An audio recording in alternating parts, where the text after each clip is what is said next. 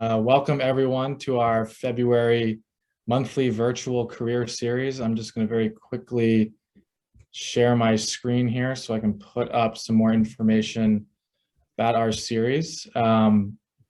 Today, as you all know, we are meeting with Matt Schermerhorn, who I'm going to introduce more information about in just a second. He's professional services consultant at Alchemy.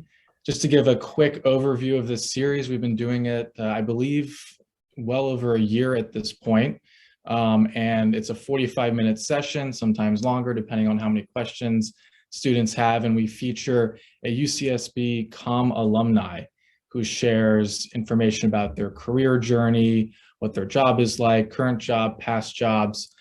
So Matt's going to give maybe a 15-minute or so presentation on his experience, and then we're going to host a Q&A as well. Feel free though to jump in either through the chat function or just through the microphone if you have a question that comes up as Matt's presenting. He's more than happy to answer all of your questions. So just quickly before getting to Matt, I do want to plug our future events. We do them once a month for the next couple months here. So of course today is Matt. In 1 month, we have Nick, who's Senior Director, Inclusion and Development. And then in April, we're going to have Cody, who is also actually going to be at our Career Day in April, which is April 30th. He'll be one of the panelists. May 11th, we have Tom, Managing Director, Sunrock Media and Marketing. And then in June, we have Annie, Strategy Director at Article Group, lined up for the June event. Just one last slide here. As you all know, you can always contact the Comm Alumni Council at our various social media pages if you'd like. I'm just going to stop sharing this real quick and introduce our speaker, Matt, who, like all of the Comm Alumni members, is of course a graduate of UCSB's Comm department. He graduated, He graduated in 2009, of course, with a BA in communication, as I mentioned, and also a minor in sport management. And he's currently serving as professional services consultant at Alchemy, where he focuses on implementing the Workday student platform for colleges and universities throughout the US, also helping to design and customize the product to meet the various institutions' needs, and also help support administration and students. So with that brief introduction, I'll hand it over to Matt, who's going to talk a lot more about his career. Matt. Thanks, Jake. Welcome, everyone. Thank you for joining us tonight. I'm excited to be here. I hope what I have to share with you is helpful. And please, before I begin talking about myself, I do want to encourage you, please ask any questions you have. There is no question that I'll shy away from. I'm a pretty transparent individual, and I really want to be as transparent with this presentation as possible.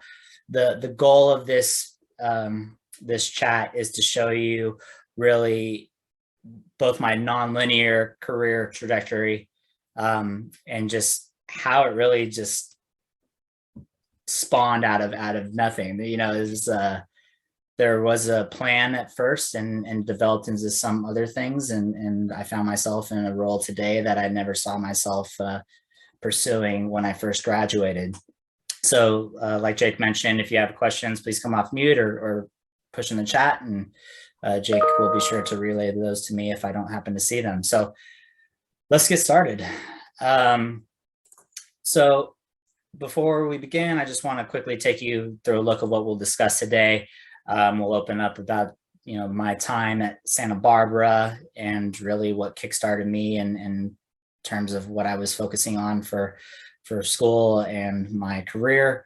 Then we'll look at what it was like to graduate in a recession, similar to what you all may be experiencing or are experiencing soon to come. Very different time than most, and that presented its own set of challenges with securing a job. And then talking a little bit about my dreams and what I was hoping to do, for the long run. I'm talking about my career pivot, and then just really identifying that there was a time in my career where I realized if I wanted to take that next step, I needed to do a little bit more in terms of developing my skill set, and then talking what I do today as a professional service consultant. So just taking us back to Santa Barbara. So most people don't know this about me, even my close friends, but I actually came to Santa Barbara to study chemistry. It wasn't really until close to the end of sophomore year where I realized that I had developed pretty good social behavior, good, better communication skills. I became more outgoing. I grew up introverted, which is why science always appeased to me. But I wanted to, nurture those, those new traits. And so I went to my counselor and said, what can I do to kind of help develop these? And I was pointed into communication, which I had no idea. I thought this was like telecommunications. So lo and behold, it put me in communication, and I loved it. These were some of the courses I took. Obviously not all of these are comm focused. Some of these were part of my sport management minor.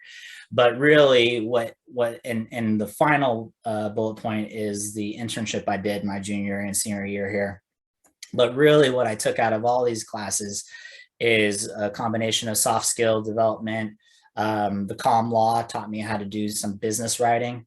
Advertising literacy gave me some concepts into marketing and business alike.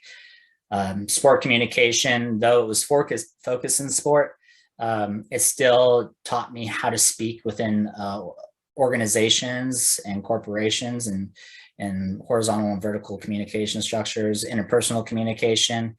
The sport management itself taught me more of the business side. So the classes I chose and the classes I took really, provided a well-balanced look at developing these communication dynamics and skill sets.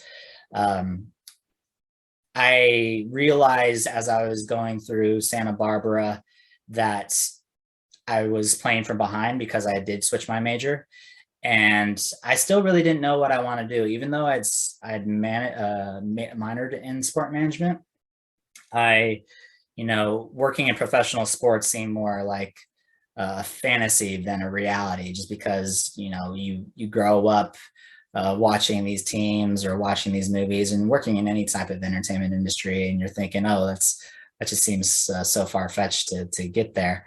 But I still took courses to prepare myself in case that did present itself as an opportunity to me. And then I also did the internship for the rec sports marketing team, which provided great experience.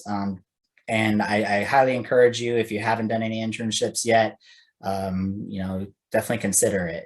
Not to say that you won't be successful if you don't have any internships, but the hands-on experience that you develop and obtain while going through those internships is super valuable, and really just helps you develop even better communication, especially when you're dealing with no longer your peers, but business owners and people that you will come across in your early track. So I graduated in 2009, and at this time we're in a recession. And for those of you who aren't familiar with what a recession is, it's basically in a long, in just a high level explanation, it's the next step below, like the Great Depression. Like, it was hard to obtain a job. The markets were, just terrible. And it really, put a damper on people who were graduating at that time, because there just weren't a lot of attractive jobs out there. So as you see here, when I graduated, I didn't know where to begin. I knew I wanted to try it in sport, and I moved back to the San Francisco Bay Area because they had a lot more sports teams here. I wasn't ready to move out of state. I've grown up in California. I love it. Still do, and just didn't see myself moving. So I moved back home to the Bay Area, applied for every, sports team that was available. But I realized, there's only so many teams in the Bay Area. I think there's about 20, both professional and minor. That's a ballpark number. But you can't rely on just applying to 20 jobs when you first graduate, especially at the time I did. So I really didn't put any time, during college researching other opportunities, because I felt like sport was where I was leaning towards, but I didn't understand, what can communication get me? I knew terms like sales and marketing, but I really didn't know anything beyond that, because I just wasn't accustomed to it. And I didn't have a lot of friends that had gone to college, so I didn't really have a lot of, peer references to understand exactly what I could possibly do. So I applied for everything under the sun. I really didn't understand what my network was, or what it could do for me. A professional network was just a term in my head, and I didn't really understand how to leverage it, or what was appropriate to leverage. Of course, I could always lean on my friends to, hey, where are you working at now? Are they hiring?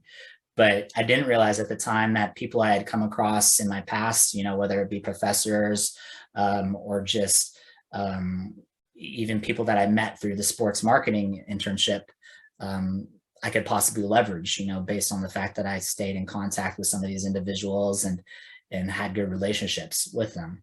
And even ones I didn't really have a strong relationship with, I didn't realize I could, potentially, engage with them to find possible new opportunities. So I ended up actually landing on my first job was as a technical recruiter for a company called Workbridge Associates in San Francisco. I had no clue what a technical recruiter did.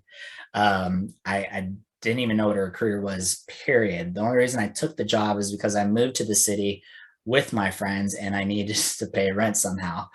And it was kind of nerve-wracking. It was exciting at the same time because I realized I was going to be learning something new. And so I took upon myself to take that job. And, once you get your first job, if I could recommend anything, it's just dive headfirst in, absorb as much as you can, ask as many questions, try to become somewhat of an expert in your field. Not to say you're going to be, the one with all the answers, but just absorb everything you can, whether it's asking questions of your manager, asking questions of your clients, and just read. So, of course, I didn't want to stay in technical recruiting. My first ambition was to work in sport. And I had still, was still waiting on opportunities in sport. And I kept on applying as I was going through this job. And about a year or so into this job, I finally got an opportunity to work with the Oakland A's baseball organization. At this time, it was refreshing because I realized I was finally able to work in the arena that I wanted. But I actually didn't realize that I developed a lot of good skills from working as a technical recruiter. And for those who don't know what a technical recruiter is, it's basically somebody who helps people in the IT field find work and help companies find candidates for their jobs. So you develop a lot of communication skills. You have to understand personalities. Everyone has different communication styles. Some people are very engaging. Some people are hard to break through in terms of, understanding their wants and needs. You have to negotiate, salaries and contracts. And those skill sets were really valuable in my next job with the Oakland A's. So I finally got a role working in promotional marketing and special events. That team is basically the one that works with advertising and all the corporate sponsors to help promote their products in game. And then we also do community engagement, holding events outside of the regular season. And we engage with the fans on pretty much any level, which again requires a lot of great communication, interpersonal skills, developing the ability to really read people, to understand, what speaks to them, not just how we can better be better in terms of entertaining them, but really what kind of brands do they, identify with, and how do they identify those brands? Why do they choose those brands? And because we, develop those relationships with the fans, it helps us tailor the products to them. So you're really learning how to listen. You're having conversations and keeping them engaged, but the whole time you're really listening to just who these people are, what makes them who they are, and taking it upon yourself to translate that into promotional marketing and developing events that speak to their needs and wants. And at the bottom, you're definitely developing different communication styles. There's fans that sometimes are children that have parents, but the children are the ones who are the baseball fans, and you have to learn how to speak to them in a way that they're able to communicate back. Some fans, had hearing or seeing disabilities, and you'd have to learn how to communicate with them on that level, so there's very different ways to communicate, and not just in sports, but in any job you take, you're always going to come across people that don't always communicate the same way. And it's important to learn how to listen. You may feel like you need to have every answer right off the bat, especially when you first start working, but it's really those who listen and provide a balance of asking questions and listening, active listening, making sure that it's, you're having a relevant conversation, not just talking, about random topics to keep people engaged and make them feel that they're being heard. So I worked for the Oakland A's for about 4 years, and that whole time, this is my early to mid 20s that I'm working here. And in sport, it's upward mobility is very hard to come by. As you might expect, working in sport entertainment is a highly sought after role, and very competitive.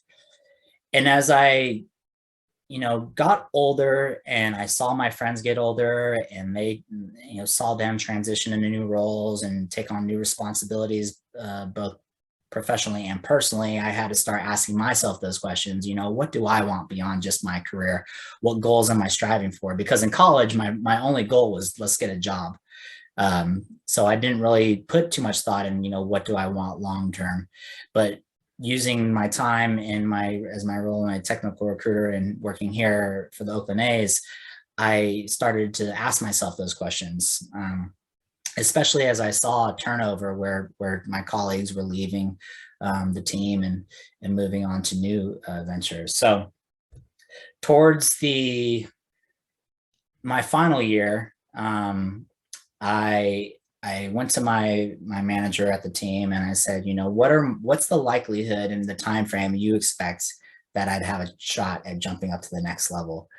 And we had a very, frank conversation about, it's hard to, anticipate when roles will open up. And if you see yourself needing to move on, this definitely may be the right time. And so I realized that I needed to make a pivot, but I didn't know exactly how. I did know that I wanted to stay in sport to some degree. And so I thought, okay, well, what other opportunities are there to jump into new roles? So going back to professional network, I had a better idea of what that was. Now I had a better idea of who was in it. And I started, looking at the people that were in that network and sifting through. And one of those individuals was my friend's dad, who happened to be the VP of Human Resources at St. Mary's College of California up in the Bay Area. And so, actually, Matt, we did have a question come in. Sure. I think going back to your transition from technical recruiter to the A's, Jacob was just wondering, how long did you wait to change jobs? I think you just said with the A's it was about 4 years, but if you want to that. Yeah, good question, Jacob. Basically, when I first got the job with the A's, I actually didn't quit my job as a technical recruiter still. I stayed with it. You know, for me, I felt I was happy at the technical recruiter job. It was right down the street, and my schedule working for the A's allowed me to work both jobs. So I worked both jobs for about six to 12 months. And then after that, I went to the A's full time and left my job as a technical recruiter. Part of the reason I did that too is, you know, working in a recession, I didn't know what job security was at that time. I didn't know, you know, I didn't want to risk leaving one job and then having my new job fall through and then, you know, going back to square zero. So those are the things you need to consider and think about. Not to say that everyone will have to do that, what I did. You know, you definitely should ask those questions, you know, not just of yourself, but just of colleagues and peers alike. And really be sure to research the industries and the health condition of those industries prior to jumping in. So I hope that answered your question. All right. So moving over to St. Mary's. So St. Mary's College, my friend's dad, you know, I told him, you know, we're coming out of sport. I really wanted to try to stay in it, and collegiate athletics has always spoken to me. I'm a huge advocate for student athletes. I'm transparent. I'm not a huge fan of the NC2A, and I wanted to, you know, try to, you know, leave an imprint in that arena. So I chatted with my friend's dad, and he kind of laid out what St. Mary's had to offer, and there was a role that was available in the athletics department, but it hadn't actually been approved yet. And because I was ready to make a transition, he mentioned to me, he's like, well, based on what, you know, he wanted to talk with me and learn a bit about my past, and he saw that I was a technical recruiter, and he said, you know, based on your past experiences with the A's and, you know, working as a technical recruiter, this role in the School of Business actually may be a good kind of stepping stone for you. It was a contract opportunity with the School of Business, and it was for their admissions team. And I said, well, I guess I'm somewhat familiar. I mean, I did apply to college, so I mean, what's the difference, right? And so I said, sure. It was a 3-month contract, and he said, by the time that contract is over, you know, we'll introduce you to people in the athletic department, and ideally that role will have opened up. Well, fast forward to 3 months, and the role hadn't opened up, but what did happen was the school had offered me a full-time opportunity with them. And my lesson to you here is there may be opportunities that present themselves that don't sound attractive to you at first, but you never know what can come out of those. And you never know where it can lead you in the long run. And I'll explain how that fits into my career journey. So I loved my team. I said, you know what? Sure, let's do it. You know, I liked being here, and I always felt, you know, I'm young enough. If I wanted to, you know, get back into sport, I could, or, you know, when the role does open up, I'd have that opportunity, and I'd, you know, continue to build my network within the school. So I said, what's the harm of me taking it? I worked on that team for 5 years. Started out as an admissions manager and worked my way up to assistant director of the team. And one of the reasons I stuck with that job is because of the responsibilities that I was given and the skills that I was actually able to develop as I was going through that role. I realized as I transitioned from one job to the next that a lot of my job titles and responsibilities kind of fell in the same level of sales and marketing. But what I was really trying to do as I moved from each job is look at, okay, what skills did I develop? What tools did I become familiar with? And how do I keep building upon those? And with this particular job, especially as I got promoted to the assistant director role, that allowed me to branch off and do more, you know, tasks that were beyond the scope of my primary job. So my job primarily was to help facilitate applicants into the graduate business school. But outside of that, I had to develop marketing strategies, how best to promote our programs to potential applicants. We had to develop strategies on when do we deploy, communications and engagements to really maximize our engagement and push people into what is known as the sales funnel. And just a quick, understanding of what the sales funnel at a high level, it's basically a way to measure the progression of an individual who comes in to potentially use your service or buy your product. So everyone comes at the top, and then as they learn more, or you engage with them, they start sinking down until they get to the bottom where they're basically committing to your service or product at a high degree. And so as I worked that role, and as I got older, I realized I wanted some, different, things for myself. But I also wanted to, make sure that I was staying the course, making sure that I wasn't giving up on my dreams, or making sure that I wasn't sacrificing, my happiness in my career just because I felt I need these things. And in the Bay Area, for anyone who's familiar, it's quite expensive. I mean, what isn't in California? But I realized, as I got older into my later 20s and early, close to my early 30s, I wanted to start preparing for a family. I wanted the ability to buy a home. I wanted privacy, meaning I didn't want to live with roommates any longer. So I realized in working in higher education that, one, even though I was happy, it wasn't going to, satisfy my way of living. And so I realized that I needed to, search for better opportunities that provided more, income and maybe even greater work-life flexibility. Though I will say, if you ever have the interest in working in higher education, and Ron looks at it from a different view because he's a professor, but as administrator, work-life balance is a lot more nicer compared to working in, probably any other company. So I wanted to balance all of that out. So at that point in time, I realized I needed to basically upgrade myself.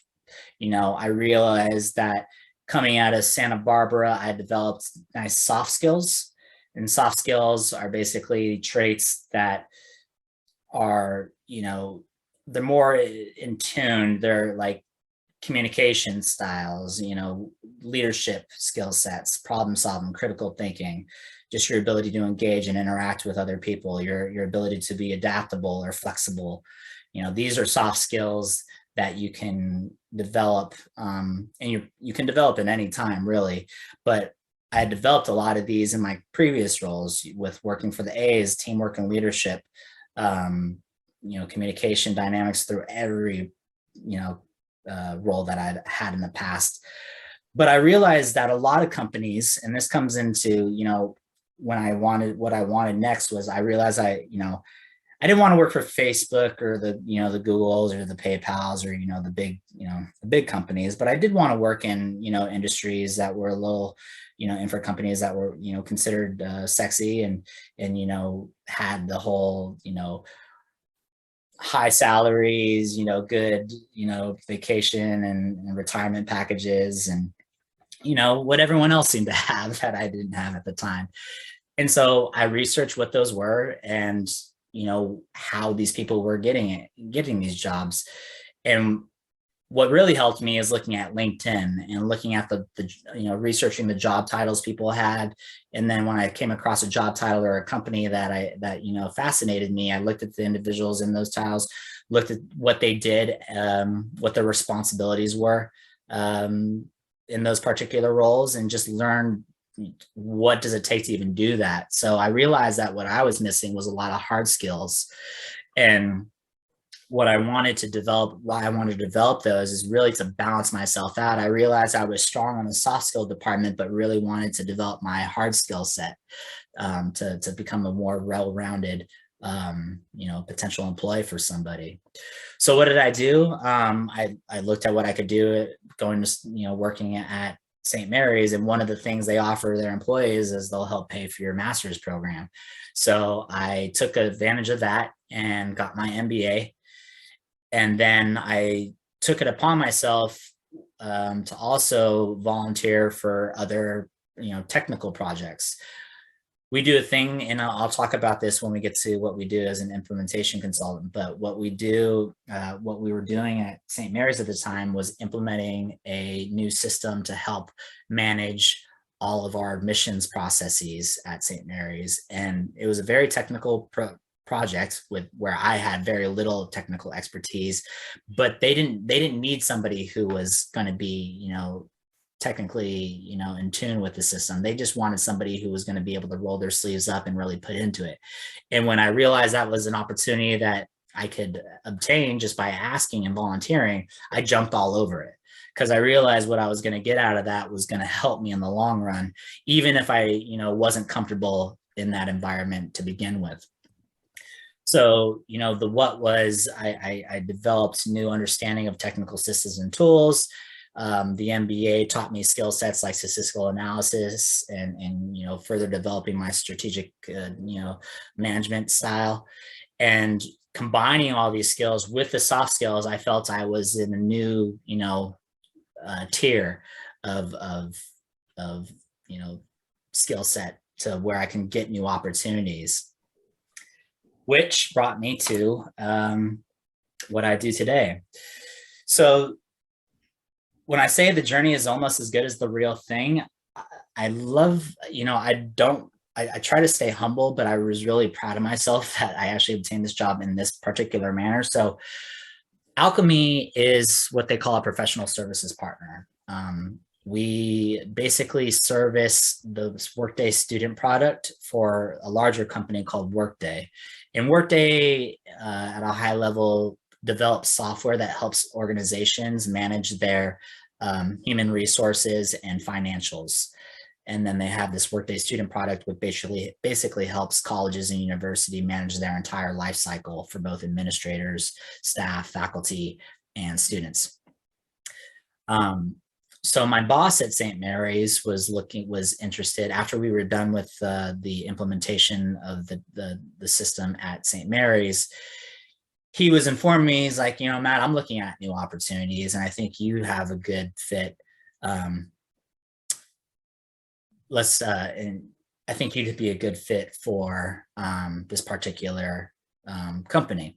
And I said, sure. So I researched it, researched the product, and I looked on LinkedIn to see exactly who worked in this industry, who worked for this company, and what did they actually do. And when I identified those individuals, I reached out to them on LinkedIn. I just shot them a quick message, say, hey, what you do seems very interesting to me. I love to learn how you came about doing it and exactly what it takes to do that. And not everyone reached back out, but a few did. And one in particular, after I had a conversation with, I expressed my interest in just the job itself, not even in their company. Said, well, it was great talking with you. Next thing I know, about a few days later, I get an email from the company's recruiter, and I said, and they basically said, we heard you talked with so-and-so who thought you'd be a good fit for this role. Would you have an interest in interviewing?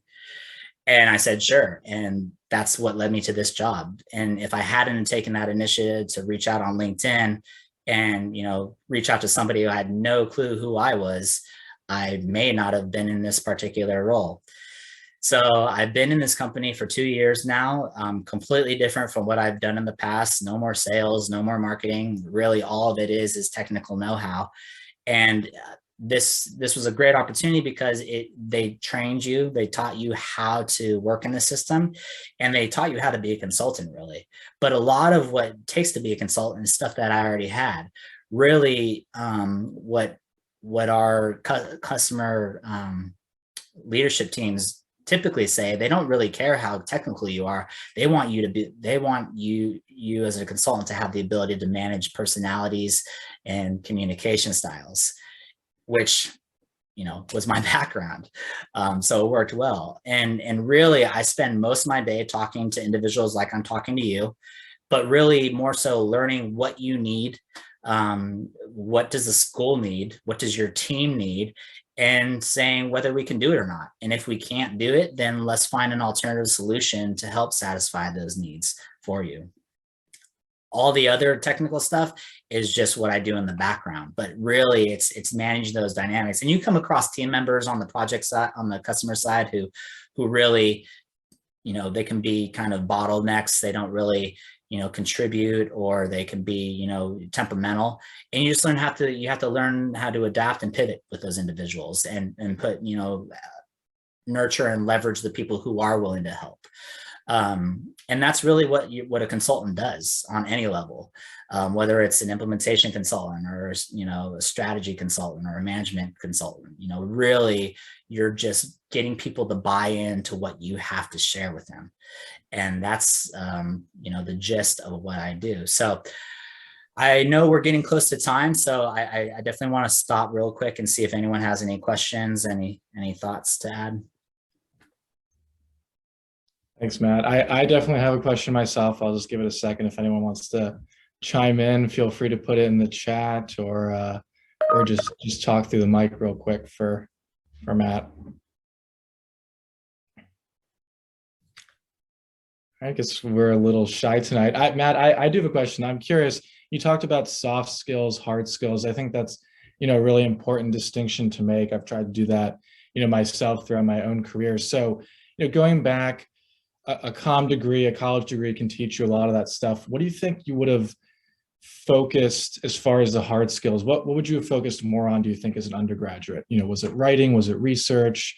Was it, maybe even going out there and networking more? What do you think you would have done looking back that would have helped you, now that you're a consultant?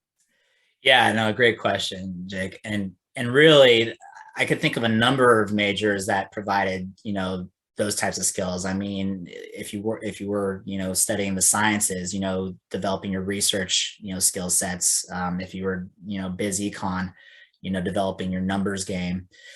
Even English, in comm itself, teaching you writing skills. Writing skills are super important. Business writing is, the vast majority of my job, whether I'm writing up a business plan to, email communication, it's super important. And if anything, I always recommend try to build those skills through alternative means, not just what you've learned in your education at Santa Barbara, but, they have a lot of, online courses and certifications that you can take that develop those skill sets that I think are highly invaluable, that you should definitely look into. But yeah, I think what I've learned, business writing and really just understanding the analytic skills are really valuable nowadays. Having a combination of those are some of the skills that I would recommend focusing on, if not everything. Awesome. All right, so we're 3 minutes away from 6:45. We usually keep it to that time. We certainly have time for more questions. Or Matt, I don't know if you had some more slides or some concluding remarks you wanted to get to also. Yeah, Ron, it looks like Ron has a question. Oh, Ron has a question. Yeah, you glossed over this, but I'm sure it was not glossable at the time. So I've taught at 2 universities that had master's programs, and the companies would support people going back to get their master's degree. So that's really smart, and that's often a benefit that people don't think about. However, what you glossed over was, okay, you're working, and now you're also getting an MBA. All right, so did you gloss over because it was so unbelievably painful, you've repressed every moment of it? I mean, how did you manage that? Honestly, it was a challenge, to say the least. You definitely have to be in the mindset, just like in anything, anytime you're training, whether it's training your mind or, training your body, you have to have that mentality to be able to get through it. You have to understand what it's going to take. To a certain degree. Obviously, sometimes you get into it and you really had no clue until you start, engaging with it. But working full time, I researched that even though they were helping me pay for the program, there were options available to me at the school that I could, that put me on different schedules. What I went through is what's known as, actually all of you probably are familiar with it now, is hybrid. So my MBA was hybrid, where I would go to class on the weekends and my classes on the weeknights were online. So it provided me flexibility during the work week, and then going to class on the weekends, got me through, allowed me to have that face-to-face engagement. So definitely, if you ever consider going for your master's, you want to, understand your not even capabilities, but your limitations and your expectations, and what are you trying to get out of it? What are you willing to put into it? That, I think those, questions need to be answered first. Excellent. Thanks, Ron. Matt, I suppose in the interest of ending on time here at the 45 minutes, if there's no further questions. There were two hands up, I think. Are there more questions? No, I had my hand up real quick, but I thought that the breaking out of the hard skills and the soft skills from UCSB was a critical point, and I think that I went and got an MBA too, and that certainly helped me polish up hard skills. Out in the things that I use today that a lot of people don't use in their day to day. But thank you for breaking that out. I thought that was critical to point out. It's almost sad a lot of when you're working with somebody and they have no way to analyze some of the things that you're that you're talking about. Certainly, Dave. 100. Yep. Carla. Hi. Thank you, Matt, for all that you shared with us. Yeah, I just want to make a quick comment to follow up on the important skills to develop, and then I also had another. I had a question of my own. Sure. But so I wanted to add that you mentioned. I think I would agree with you that the business writing and analytical skills are really important. And another way you can get it, if you don't want to go through a whole MBA, is the UC Extension program has a really great program on a marketing communication certificate. Mm-hmm. So I went through that, the UC Extension. I'm also in the Bay Area. So I did the UC Santa Cruz Extension program, and they have really good business writing taught by people in the industry. So you get experience working with people who, are practicing it. So I think it's kind of like a little mini MBA, so you can get an idea if you want to really pursue an MBA, which takes a lot of time and money. Yep. People who find themselves in these good careers, they don't always prepare themselves the way that you think you should. And I say that because I don't want any of you thinking, well, I haven't done enough or I'm not good enough. Once you start thinking that, that's where you start losing. You just got to keep, pushing. Nobody, there's plenty of people out there who want to help one another. You just can't be afraid to do it. And once you accept that and you're willing to do, ask those questions and ask for that help, you'll find yourself doing consulting, at a communication degree. So. Awesome. Thank you so much, Matt. We really appreciate your time tonight. Yeah, I think we all learned a lot. That was really interesting. You had quite the interesting career journey there and all the various jobs. So I will plug one more time our future events. They're once a month until June. We have really great speakers lined up, and also Comm Career Day, more information to come in April where people can network more, learn more about careers. So thanks again, Matt. Thank you, Jeanette, for organizing, and everybody, thanks for coming. Hope you enjoyed.